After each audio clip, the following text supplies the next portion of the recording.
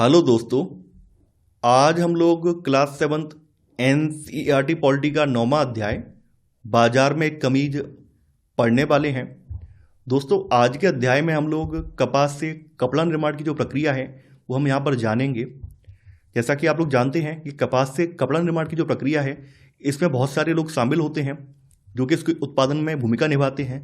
तो यहाँ पर हम ये भी जानेंगे कि इसके उत्पादन में शामिल जो लोग हैं वो क्या क्या चैलेंजेस फेस करते हैं, किन किन परिस्थितियों से गुजरते हैं, इसमें किन किन लोगों को मुनाफा होता है, कौन कौन लोग घाटे की स्थिति में रहते हैं। कुछ लोग यहाँ पर हमें ऐसे भी देखने को मिलेंगे जो बहुत ज़्यादा परिश्रम करते हैं लेकिन फिर भी उन्हें अच्छा खासा मुनाफा नहीं मिल पाता है। तो हम इस अध्याय में ये सब चीज़ें विस्तार से जानेंगे। जैसा कि आप लोग जानते हैं, कपड़ा निर्माण की प्रक्रिया में जो प्रयुक्त होने वाला कच्चा माल है वो रेशा है। अब देखिए, रेशे जो हैं दो तरह के होते हैं, एक तो प्राकृतिक रेशा है और दूसरा होता है सिंथेटिक रेशा। अधिकांशतः पूरी दुनिया में प्राकृतिक रेशे से ही कपड़े बनाए जाते हैं, जिसमें कि कॉटन सबसे पहले नंबर पर है। तो कपास या कॉटन का जो रेशा है इससे कपड़े तैयार किए जाते हैं। कपास के बारे में थोड़ा सा जान लेते हैं। कपास जो है एक रेशों वाली फसल है और इसकी खेती जो है व्यावसायिक फसल के रूप में की जाती है। भारत की अगर हम बात करें तो आपने ज्योग्राफी में पढ़ा होगा कि भारत का जो दक्कन पठार है वहाँ पर काली मिट्टी पाई जाती है। तो कपास की खेती के लिए काली मिट्टी होना अत्यंत आवश्यक है। तो भारत में जो अधिकांशतः कपास की जो खेती होती है वो दक्कन पठार वाले जो क्षेत्र हैं, इसमें कि महाराष्ट्र, गुजरात, एमपी का कुछ क्षेत्र आ जाता है, कुछ कर्नाटक का आ जाता है, यहाँ पर अधिक मात्रा में कपास की खेती की जाती है। तो कपास जो है कपड़ा उद्योग में प्रयुक्त होने वाले फाइबर का मुख्य स्रोत है। इसके अलावा कपास का एक अन्य उपयोग भी है। कपास का जो पौधा है यहाँ से हमें इसका बीज भी मिलता है जिसको बिनोला बोला जाता है। तो उससे इसका तेल भी निकाला जाता है जिसको बिनोले का तेल कहा जाता है, और बिनोला तेल जो है औषधि उपयोग में इस्तेमाल किया जाता है। कपास के खेत से कमीज बनने तक का जो सफ़र है ये कई चरणों में से गुजरता है, यानी कई स्टेप से गुजरता है। यानी कपास से सीधा कमीज नहीं बन जाती है, बल्कि यहाँ पे कई सारी प्रक्रियाएं होती हैं। जैसे यहाँ बताया भी गया है क्रम, सबसे पहले कपास की खेती आती है, फिर उसके बाद ओटाई है, फिर कताई है, फिर बुनाई है, फिर वस्त्र निर्माण है। तो अंततः में फिर जो हमारा मनचाहा उत्पाद है, पैंट या शर्ट, वो बाद में प्राप्त होता है। तो यहाँ पर हम वो पूरी प्रक्रिया जानेंगे। सबसे पहले बात करते हैं कपास की खेती की। देखिए, हम ज़्यादा डिटेल में नहीं जाएंगे, ज्योग्राफी के लेवल पर नहीं जाएंगे। वो तो हम ज्योग्राफी में पढ़ेंगे, कौन सी मिट्टी चाहिए, कितना तापमान होना चाहिए, किस महीने में इसकी बुवाई होती है, वो सब हम ज्योग्राफी में जानेंगे। जितना हमें यहाँ पर जानना है उतना ही केवल जानेंगे। कपास के पौधे पर जो फूल आते हैं और जब ये फूल झड़ जाते हैं तो वहाँ पर एक हरे रंग का फल बनता है। इस हरे रंग के फल को डोडा कहा जाता है। देखिए, डोडे के अंदर ही रुई और इसके बीज, जिसको बिनोला कहते हैं, ये होते हैं। जब डोडे जो है सूख कर फट जाते हैं तो इसके अंदर से सफ़ेद चमकदार रुई बाहर निकलती है और साथ ही साथ इसमें बीज भी होता है। इस रुई के बीच में ही बीज भी फंसा होता है। अब चूंकि यहाँ पर रुई और बीज जो है इस डोडे के साथ ही फंसे हुए हैं, तो ज़रूरत क्या है, इनको इकट्ठा करके यहाँ पर रुई अलग निकाली जाए और जो बीज है बिनोला उसको अलग कर दिया जाए। तो इसके बाद जो प्रोसेस होती है वो कपास की ओटाई होती है। तो यहाँ पर जो खेतों से चुन चुनकर जो रुई लाई जाती है या फिर जो डोडा लाया जाता है, ये कारखाने में लाया जाता है। और यहाँ पर एक मशीन होती है, इसको जिनिंग मशीन कहते हैं। जिनिंग मतलब ओटाई करने वाली जो मशीन होती है, इसके जरिए रुई और जो बीज है इसका बिनोला, इसको अलग किया जाता है और जो भी शुद्ध रुई निकलती है उसको दबाकर गट्ठर बना लिए जाते हैं। तो यहाँ तक का क्रम समझ में आ गया होगा कि कपास की खेती के बाद कपास का जो भी फसल है, यानी डोडा जो है, डोडे से जो रुई निकलती है, रुई के साथ जो बीज होता है, उसको इकट्ठा करके हम कहाँ ले जाते हैं, जिनिंग मशीन में, यानी ओटाई वाले स्थल पे ले जाते हैं। वहाँ पे इसको फ्रेश करते हैं, रुई अलग निकाल देते हैं और बीज को अलग निकाल देते हैं। अब ओटाई के बाद जो हमने शुद्ध रुई निकली है, इस गट्ठर बनाए हैं, ये गट्ठर चले जाते हैं कताई वाले के पास। कताई का मतलब यहाँ पर इस रेशे से हम धागा बनाते हैं।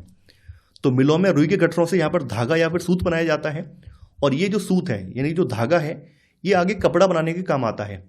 आपने जो भी शर्ट या पैंट जो पहनी है, अगर आप उसको ध्यान से देखें तो आप पाएंगे वहाँ पर लाखों करोड़ों जो धागे होते हैं उनसे मिलकर वो शर्ट बनी होती है। इस तरह से आपने देखा होगा, शर्ट को थोड़ा सा नज़दीक से आप देखा तो इस तरह से धागे होते हैं उसमें, इससे शर्ट बनती है।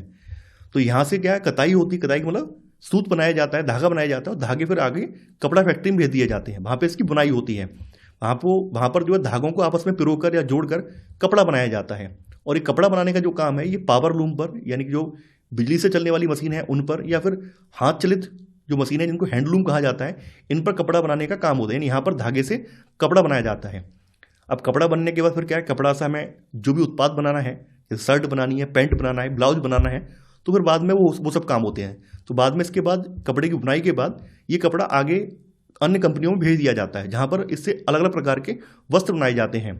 तो तैयार जो कपड़े हैं इनको नाप के अनुसार, जो भी नाप है, जो भी साइज है, उसके अनुसार काटा जाता है, सिलाई करके कमीज, पैंट या फिर अन्य जो महिलाओं के परिधान है वो इससे बनाए जाते हैं।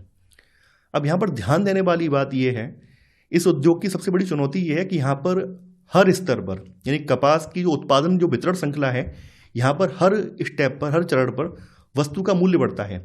यानी मान लीजिए यहाँ पर जो कपास का जो किसान है, ये जो कपास अपनी जो है मान लीजिए 10,000 रुपये पर कुंटल बेच रहा है, आगे जाकर कपास की ओटाई के बाद कपास का मूल्य, रुई का मूल्य और बढ़ जाता है, वो हो जाती है 15,000 की हो जाती है। फिर जब रुई से यानी सूत बनाया जाता है तो उसका मूल्य और बढ़ जाता है, मान लीजिए हो जाता है 25,000 रुपये का हो जाता है। इससे फिर बुनाई वाला कपड़ा वो और महंगा हो जाता है। तो यहाँ पर कहने का मतलब यह है कि यहाँ पर जो कपास की उत्पादन वितरण श्रृंखला है, यहाँ पर हर चरण पर वस्तु का मूल्य बढ़ता जाता है। लेकिन सबसे बड़ी विडंबना ये है कि इस बढ़े हुए मूल्य का जो लाभ है सभी पक्षों को समान रूप से नहीं मिलता है। यानी यहाँ पर जो आप देख रहे हैं हर चरण पर मूल्य बढ़ रहा है, आगे बुनाई होगी, कपड़ा बन गया, कपड़े से जो वस्त्र बनाए गए उनका मूल्य और ज़्यादा होता है, जो अंतिम उत्पाद उसका मूल्य सबसे ज़्यादा होता है। लेकिन यहाँ पर जो लाभ है वो सभी को एक जैसा नहीं मिलता है।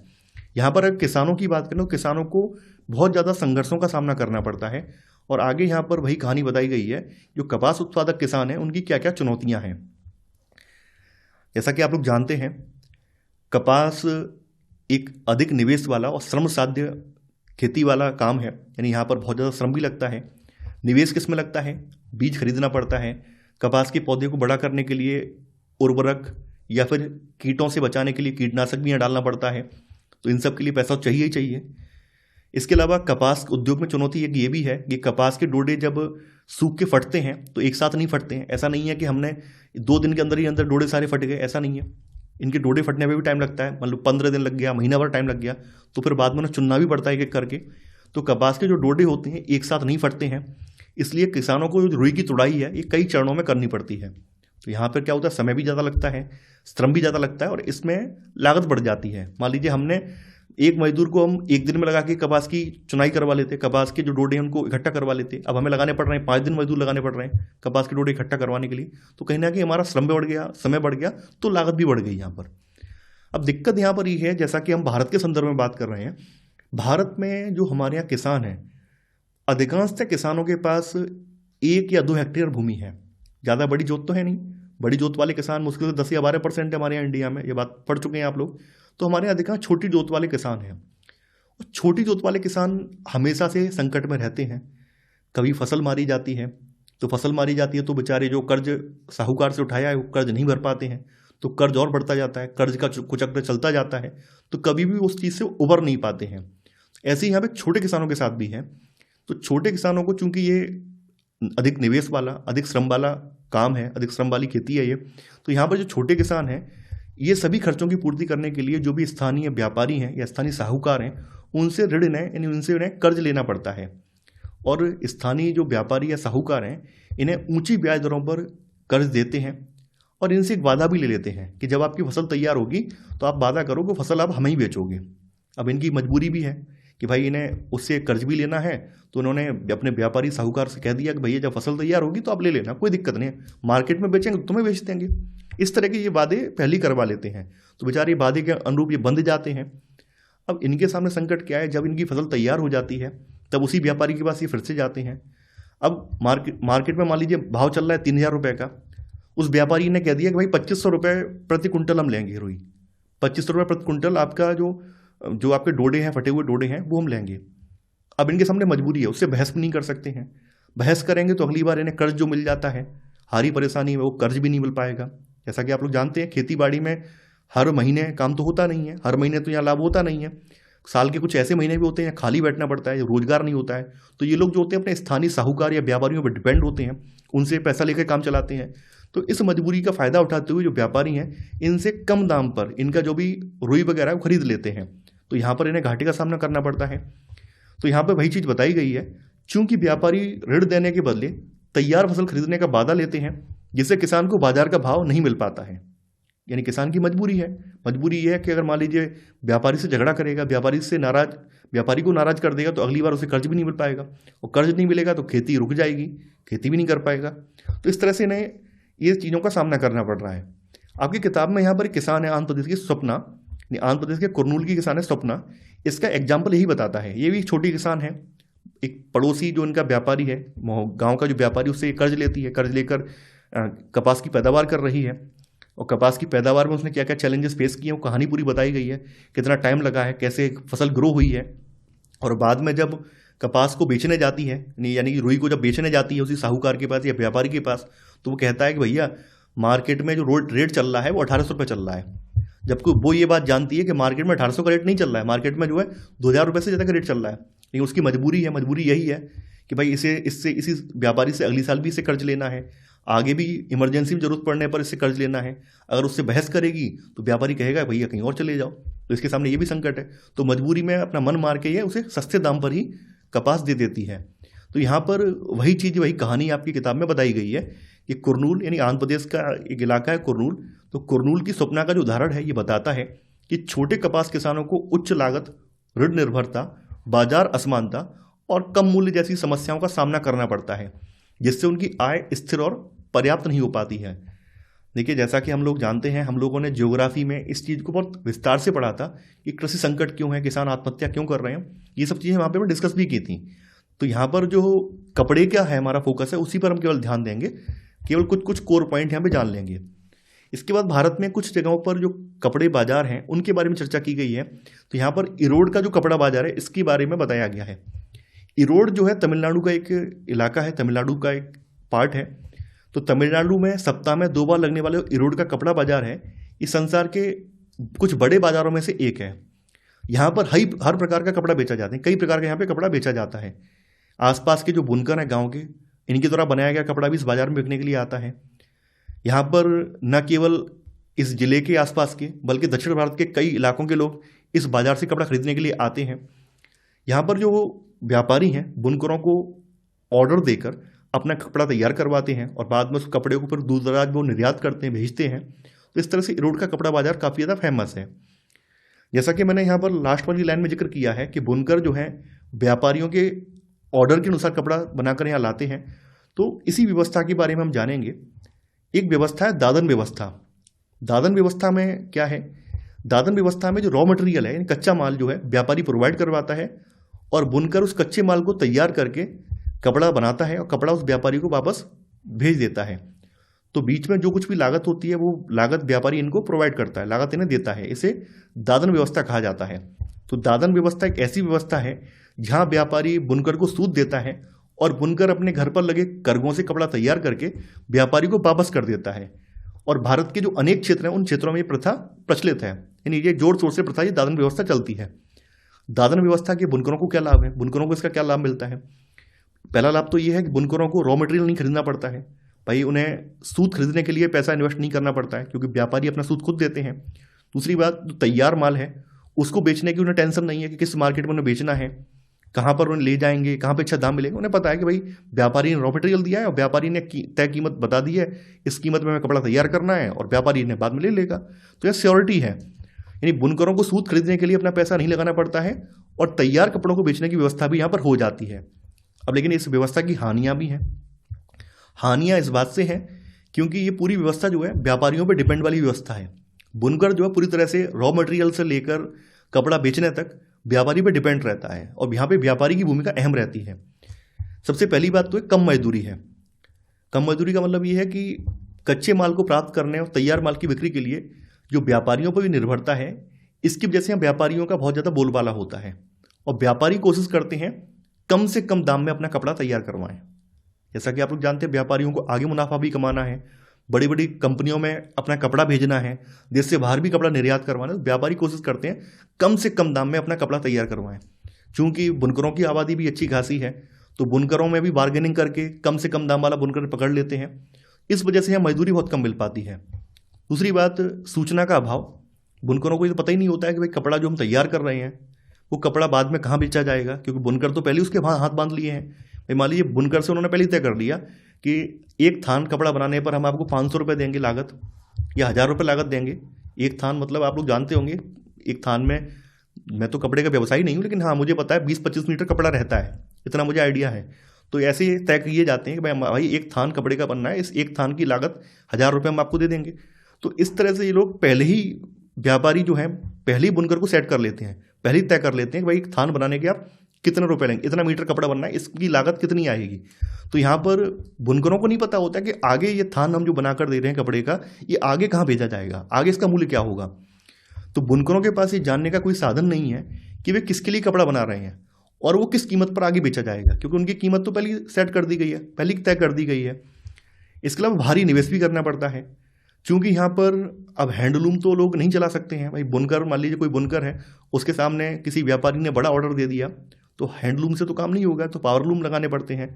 और एक करगे की कीमत लगभग 20,000 रुपये होती है, और इस करगे को खरीदने के लिए भी इन्हें कर्ज लेना पड़ता है, मार्केट से पैसा उठाना पड़ता है। तो कहीं ना कहीं यहाँ पे बुनकर के हाथ बंद जाते हैं। कठिन परिश्रम है, परिवार के यहाँ पे सभी सदस्य मिलकर लगभग 10 से 12 घंटे डेली काम करते हैं, फिर भी महीने की जो कमाई है बहुत कम होती है, यानी लगभग 3500 रुपये या 4,000 या 5,000 रुपये मिल पाते हैं, इतनी कमाई नहीं हो पाती है। तो ये सब समस्याएं भी बुनकरों को फेस करनी पड़ रही हैं। अब कुछ राज्यों में बुनकरों की सहकारी संस्थाएं भी बनाई गई हैं, जिससे कि बुनकर व्यापारियों के वर्चस्व से बाहर रहें, व्यापारियों का उनके ऊपर बोलबाला ना हो सके, व्यापारियों से बचे रहें। सहकारी संस्था के बारे में हमने पॉलिटी में पढ़ा भी है, लक्ष्मीकांत पे मैंने आपको बताया है कि सहकारी संस्था वो संस्था होती है जहाँ पर लोग अपने समान हितों को लेकर इकट्ठा होते हैं और जो भी काम करते हैं, जिससे जो भी लाभ होता है उसको परस्पर ये बांट लेते हैं। तो एक सहकारी संस्था में वे लोग जिनके हित समान हैं इकट्ठे होकर परस्पर लाभ के लिए काम करते हैं। तो इस तरह से, जैसे आपने अमूल का नाम सुना है, अमूल एक सहकारी संस्था ही तो है, यहाँ पे गुजरात के कई गांव के लोग जो है मिलकर उसे चला रहे हैं। ऐसे ही यहाँ पर बुनकरों की सहकारी संस्थाएं हैं। तो इसमें क्या है, बुनकरों का एक पूरा समूह बन जाता है और वो समूह जो है आपस में ही चीज़ें डिसाइड करता है कि किसको कितना कपड़ा देना है, किसको कितना उधार देना है। तो ऐसे में यहाँ पे व्यापारी की जो भूमिका है वो खत्म हो जाती है। बुनकरों की सहकारी संस्था में बुनकर एक समूह बनाकर कुछ गतिविधियाँ सामूहिक रूप से करते हैं। वे सूत व्यापारी से सूत प्राप्त करते हैं और उसे बुनकरों में बांट देते हैं। मान लीजिए एक बुनकरों की संस्था बन गई, हमने एक पूरा बुनकरों की एजेंसी बना ली कि भाई हमारे पास आप आओ, यहाँ पे इस एजेंसी में बात करो, और यहाँ से क्या है, ये जो बुनकरों की सहकारी संस्था है इसके अंडर मान लीजिए 50 बुनकर जुड़े हुए हैं, तो 50 में डिवाइड कर दिया काम कि भाई आपको ये कपड़ा बना के देना है, इतना समय बना के तैयार करके देना है। तो इसमें क्या हुआ, लागत भी कम आई, काम भी जल्दी हो गया और व्यापारी का बोलबाला भी नहीं हुआ, क्योंकि यहाँ पे बुनकरों को ये अधिकार मिल गया, बुनकरों का एक संगठन बन गया। तो संगठन बनने का फायदा ये हुआ कि सभी बुनकरों की जो कीमत होगी एक जैसी होगी, है ना। ऐसा तो नहीं इंडिविजुअल एक बुनकर कह दे हम 500 रुपये के हिसाब से थान तैयार कर देंगे, एक बुनकर कह रहा है 1500 के हिसाब से थान तैयार कर देंगे, ऐसा है नहीं। बुनकर की सहकारी संस्था बीच में है, तो वो तो उसने पहले फिक्स कर दिया है कि भाई एक थान पे हम कम से कम 2,000 रुपये लेंगे। तो यहाँ पर सबसे बड़ी फायदा ये है कि यहाँ पे व्यापारी का जो बोलबाला है वो खत्म हो जाता है। सहकारी संस्थाएं जो है कपड़ा बनने के बाद विक्रय का काम भी करती हैं। इस तरह यहाँ पे व्यापारी की जो भूमिका होती है खत्म हो जाती है और बुनकरों को कपड़ों का उचित मूल्य प्राप्त होता है।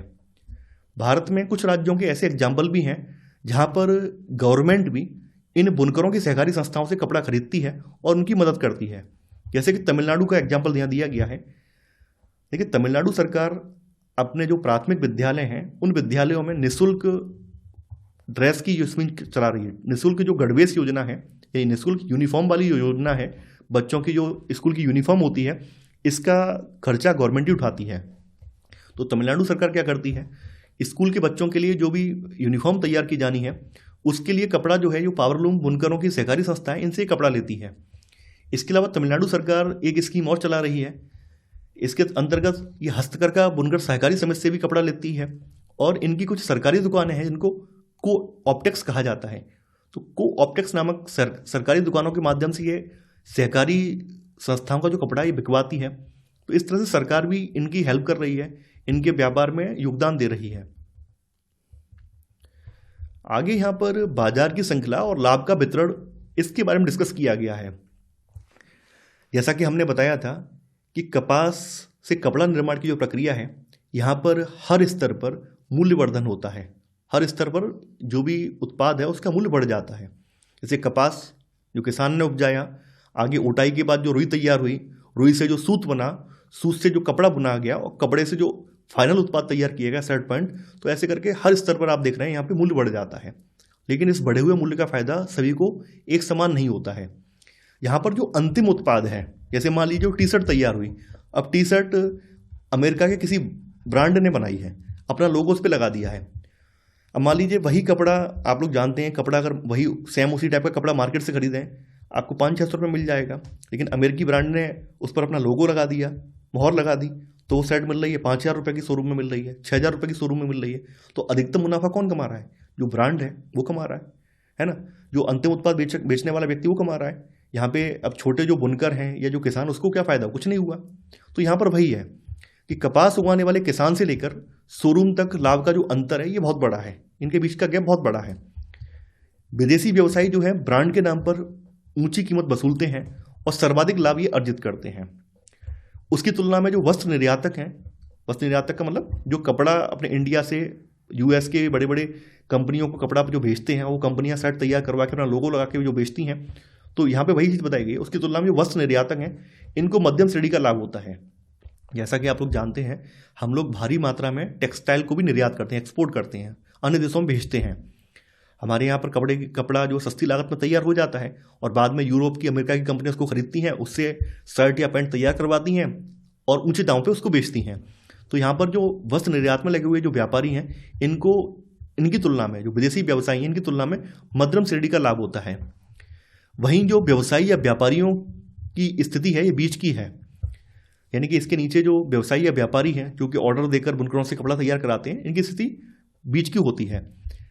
ये लोग जो है बुनकरों की तुलना में इनकी कमाई अधिक होती है, लेकिन निर्यातक की तुलना में जो वस्त्र निर्यात करने वाली एजेंसी हैं या कंपनियां, उनकी तुलना में इनकी कमाई जो है बहुत कम होती है। इसी प्रकार जो छोटे किसान और बुनकर हैं ये ऋण या कच्चे माल के लिए व्यापारियों पर डिपेंड रहते हैं और उन्हें उनके उत्पाद का उचित मूल्य नहीं मिल पाता है। तो यहाँ पर इस तरह से एक क्रम तैयार हो जाता है। जैसे मैं यहाँ पे लिख दे रहा हूँ शॉर्ट में, जैसे बुनकर है ना, बुनकर के ऊपर आपका व्यापारी आ गया, व्यापारी के ऊपर जो आपका जो निर्यात करने वाला व्यक्ति है, निर्यात करने वाली फर्म है ना, निर्यातक आ गया, और फिर आगे जो है विदेशी ब्रांड आ गया। तो ये क्रम ये है। तो यहाँ पे अधिकतम लाभ वाली स्थिति में है जो विदेशी ब्रांड है, अधिकतम लाभ वाली स्थिति में है। इससे कम लाभ की स्थिति में है निर्यातक, यानी जो कपड़ों को एक्सपोर्ट कर रहा है, बाहर भेज रहा है। और जो व्यापारी है इसको बुनकर से तो ज़्यादा लाभ मिल रहा है, लेकिन निर्यातक की तुलना में इसको लाभ बहुत कम मिल रहा है। तो इस तरह से यह क्रम चल रहा है। यानी यहाँ पर आप देख रहे हैं हर स्तर पर कपड़े का मूल्य वर्धन हो रहा है, लेकिन यहाँ पे लाभ एक समान नहीं है। जो ज़्यादा इन्वेस्टमेंट कर रहा है, जो बड़ी पूंजी वाला है, उसको लाभ यहाँ पे ज़्यादा हो रहा है। इसके अलावा जो कपड़े की फैक्ट्रियाँ हैं जहाँ पर लोग काम कर रहे हैं, चाहे वो सूत काटने की फैक्ट्री हो, कपड़ा बनाने की फैक्ट्री हो या कपड़े से अन्य उत्पाद बनाने की फैक्ट्री हो, वहाँ पर काम करने वाले जो श्रमिक हैं उनकी स्थिति और ज़्यादा दयनीय है। दयनीय का सेंस ये है कि यहाँ पर जो श्रमिक काम कर रहे होते हैं फैक्ट्रियों में, कपड़ा निर्माण की फैक्ट्रियों में जो श्रमिक काम कर रहे होते हैं, इनके पास स्थायी रोजगार नहीं होता है, बल्कि टेम्पररी रोजगार में अस्थायी होते हैं। कब कंपनी उन्हें बाहर निकाल दे कोई पता ही नहीं है, कोई उनके पास जॉब सिक्योरिटी नहीं है। तो यहाँ पर वस्त्र निर्यातक फैक्ट्री के कामगार जो हैं ये मुश्किल से केवल अपनी रोजमर्रा की जो ज़रूरतें हैं इनकी पूर्ति लायक ही कमा पाते हैं। बाजार से जो धनवान और शक्तिशाली लोग हैं ये सबसे ज़्यादा कमाई करते हैं। गरीबों को उनके ऊपर ऋण के लिए, कच्चा माल प्राप्त करने के लिए, अपना सामान बेचने के लिए और यहाँ तक कि नौकरी प्राप्त करने के लिए भी इनको जो अमीर लोग हैं, जैसे व्यापारी हैं, वस्त्र निर्यातक हैं, कपड़ा की जो कंपनियां हैं, इन पर गरीबों को डिपेंड रहना पड़ता है। और इसी निर्भरता की वजह से बाजार में गरीबों का शोषण भी होता है।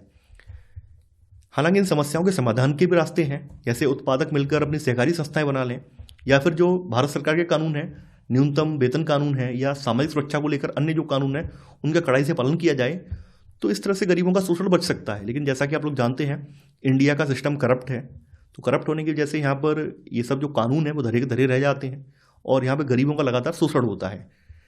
हकीकत में यहाँ पर जो सबसे बड़ा व्यापारी है या सबसे ज़्यादा पैसे वाला व्यक्ति है वो अधिकतम लाभ वाली स्थिति में रहता है, क्योंकि उसके पास पैसा भी है तो सत्ता की पावर भी उसे मिल जाती है।